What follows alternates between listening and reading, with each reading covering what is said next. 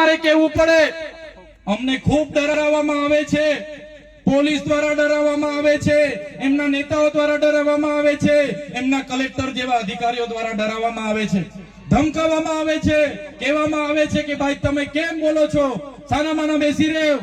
શું આદિવાસીઓ માટે બોલવું એ મારો ગુનો છે? અમારા બાળકો માટે શિક્ષકોની માંગણી કરવી મારો ગુનો છે? અમારા યુવાનો માટે પોસ્ટ મેટ્રિક શિષ્યવૃત્તિની માંગ કરીએ એ અમારો ગુનો છે? અમારા લોકો જંગલ જમીન ખેડે એના માટે અમે સનતની માંગણી કરીએ શું અમારો ગુનો છે? અમારા લોકોની જમીનો રોડમાં જાય એના માટે લડીએ અમારો ગુનો છે?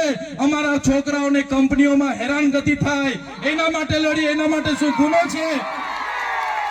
ત્યારે સાથીઓ, આ સરકારની નીતિઓ તમે જોઈ લો.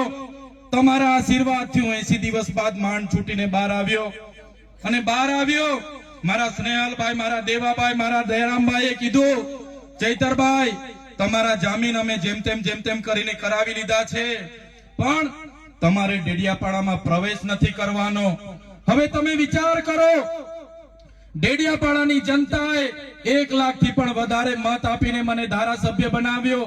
ડેડિયાપાડામાં મારું કાર્યાલય છે, ડેડિયાપાડામાં મારું ગામ છે, મારું ઘર છે, મારો પરિવાર છે, પણ આ ભારતીય જનતા પાર્ટીના નેતાઓ, આ ભારતીય જનતા પાર્ટીની પોલીસ આજે મારા ડેડિયાપાડા મત વિસ્તારમાં મને જવા નથી દેતી. હું ડેડિયાપાડા મત વિસ્તારમાં પગ મૂકું એટલે મારે ફરી વડોદરા જેલમાં જવું પડે. પણ એ લોકો કહેવા માંગે છે હું રાજપીપળા રહીને લોકોના કામ કરું. ત્યારે અમારા સાંસદ મને ધમકી આપે કે આ ભાઈને આદિવાસી વિસ્તારમાંથી કાઢી મૂકો, આ ભાઈને ગુજરાતની બહાર તડીપાર કરો.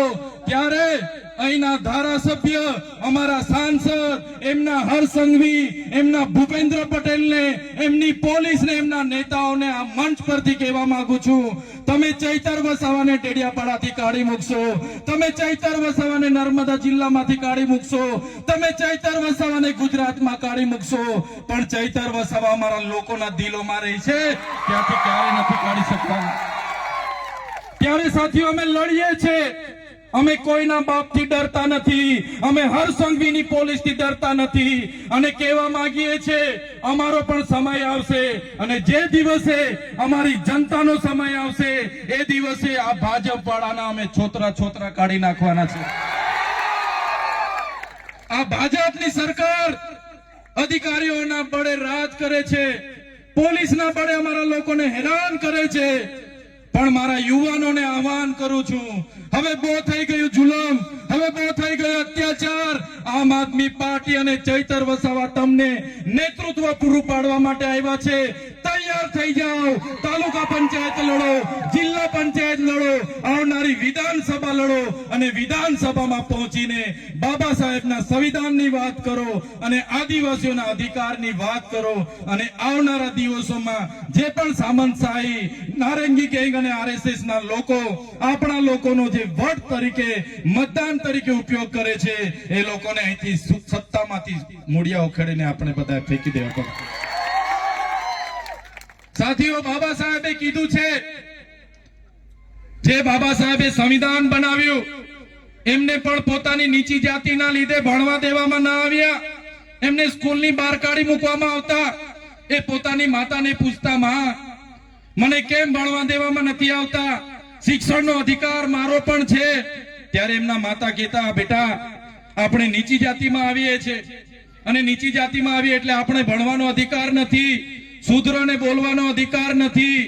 ત્યારે બાબા સાહેબે નિશ્ચય કર્યો, 32 જેટલી ડિગ્રીઓ દેશ અને વિદેશમાં ભણીને લાવ્યા, 4 PhD ની ડિગ્રીઓ લાવ્યા. અને બાબા સાહેબે ત્યારે જે નિશ્ચય કર્યો હતો, જે પુસ્તક, જે મનુસ્મૃતિ અમારા લોકોને ભણવાનો અધિકાર નથી આપતી, એ મનુસ્મૃતિમાં અમારી મહિલાઓને અધિકારો નથી, આદિવાસીઓને અધિકારો નથી, દલિતોને અધિકારો નથી, એ મનુસ્મૃતિનું રાજ હું બદલી નાખીશ. અને એમણે બદલી નાખ્યું અને દેશમાં સંવિધાનનું રાજ બાબા સાહેબ લાવી દીધું. આજે દેશનું સંવિધાન આપણને બધાને સાર્વભૌમત્વની ભાવના સાથે આપે છે. લોકશાહી પ્રજાસત્તાક સમાજવાદ આપણું બંધારણ આ દેશને પૂરું પાડ્યું. સાથે સાથે બંધારણની જોગવાઈ એ ચાહે મુસ્લિમ હોય, હિન્દુ હોય, ઈસાઈ હોય કે ખ્રિસ્તી હોય, બધા લોકો માટે સમાન અધિકારો, ન્યાય, સ્વતંત્રતા, બંધુતા, વ્યક્તિત્વનું ગૌરવ, રાષ્ટ્રની ભાવના, રાષ્ટ્રની અખંડતા આપણું બંધારણ આપ્યું. ત્યારે મારા સાથીઓને વિનંતી કરું છું કે આવનારા દિવસોમાં જે પણ ચૂંટણીઓ આવવાની છે, સંવિધાનિક રીતે તમારા અધિકારો છે, બાબા સાહેબ અને જયપાલસિંહ મુંડાએ આપેલા આપણા અધિકારો છે. ત્યારે આ અધિકારોને સાચવવા માટે માત્ર સમાજના આગેવાન તરીકે નહીં પણ રાજકીય આગેવાન પણ તમારે બનવું પડશે. બંધારણની આપણી અનુસૂચિ 5 ના રક્ષણ માટે, પૈસા એક્ટના રક્ષણ માટે, 73AA ના રક્ષણ માટે, એટ્રોસિટી એક્ટના રક્ષણ માટે, આપણી જમીનો બચાવવા માટે, આપણી જળ, જંગલ અને ખનીજો પરના અધિકારો બચાવવા માટે આવનારા દિવસોમાં તમારે બધાએ રાજનીતિમાં આવવું પડશે અને આ લોકોને સત્તાથી આપણે ઉખેડીને ફેંકી દેવું પડશે.